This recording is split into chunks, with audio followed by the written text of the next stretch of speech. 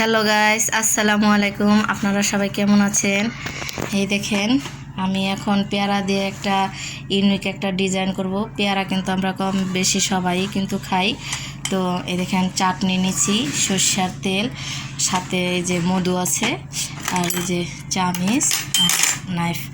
তো আমাদের সাথে থাকুন, দেখতে পারবেন পেয়ারা দিয়ে কি সুন্দর একটা ডিজাইন বানাইতেছি। এই দেখেন, আমি এখন এই যে পেয়ারাটা 2 খণ্ড করে নিলাম।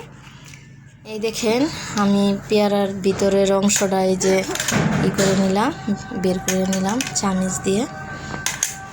এই দেখেন গাইস, সুন্দর করে আমি স্লাইস করে নিলাম। আমি কি সুন্দর পেয়ারা দিয়ে একটা সুন্দর একটা ডিজাইন তৈরি করলাম। এখন একটু মধু ঢেলে দিচ্ছি।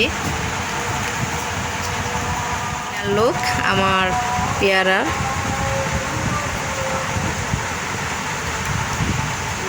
কেমন হয়েছে আপনারা কমেন্ট করে জানাবেন।